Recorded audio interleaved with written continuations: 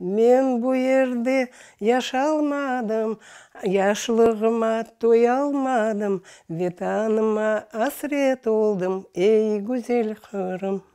Когда Февзия Меджидову выслали из Крыма, ей было всего 8 дней. Она была 6-м ребенком в семье Бекира и Салиме Самединовых. Тот трагический день, 18 мая 1944 года, Февзия ханым, конечно, не помнит, но знает о нем из рассказов матери. Келген солдат 15 dakika берген. Мен де бірақлау көчіргенім бірдері бала.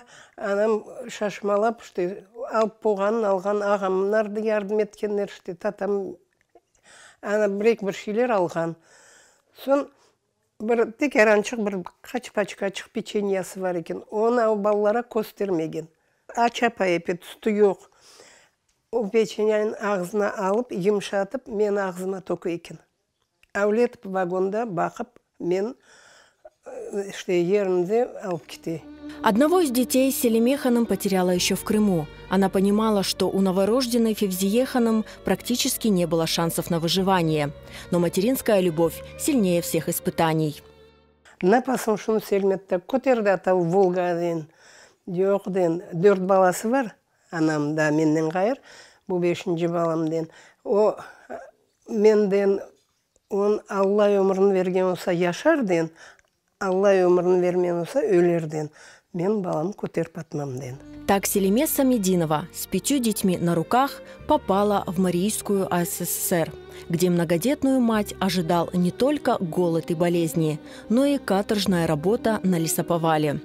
Бір баракта вергеннер, бірер көші еркезе, у арада мен бек хасталанғаным.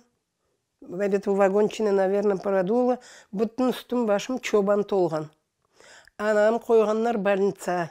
Анам больницада çok yatmаған. Мен мында ята версем бұны чүнден, өбір балаларым ашын қырсыларлар, аштан өлерлер балаларым деп. Анам, анасы, бабасы бір дағын içine алып кетіп түшірелер. Аннан олары кетіре анам. Сон анама баракта 3 көз үй берелер. Анам кетірген битам қарбам, эксіді хасталанғаннар сон олар кейін сон. Селиме ханым ухаживала за родителями, заботилась о детях и работала на лесоповале. Спустя 3 года после ссылки Бекир Самединов нашел свою семью в Волжском леспромхозе. Анам сон іштен шығарған бабам кейін сон. Шебияндда хоранда оған сон, хорандасын бақсын деп шығарғанда. Ана қарбамнан битам бабам кейін сон. Keçinелер, олары бабам көмешті, оғарплер анда қалды. В 1952 году 8-летняя Февзия Меджидова пошла в школу. Сумкалардыр, нелердір жоқ еді о вақты. Бір чантан тіктанамшты.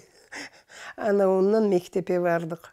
Сон 4 сынып у ерде бітірген сон бобыр койды мектеп ясалған, уже уяна 4 километр ерге қатынап жаяу. Саба кетеміз, мектепе, ақшам қайтамыз. Ана 7 сынып бітірдім. Киме урба инсан кебек жоқ еді. Татамнарын урбасынан өстім мен.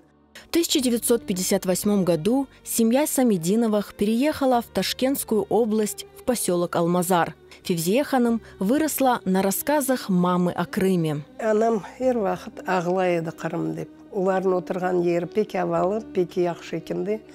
Ана бек ағылай еді Қырым. Қана Қырыма барсам да Крыма көчсек деп. Родители Февзии Меджидовой так и не смогли вернуться в Крым. Сама она встретилась с родиной только спустя полвека. В 1995 году вместе с супругом и 2 детьми Февзия ханым переехала в Нижнегорский район. Она каждый день благодарит Всевышнего за возможность наслаждаться воздухом родины.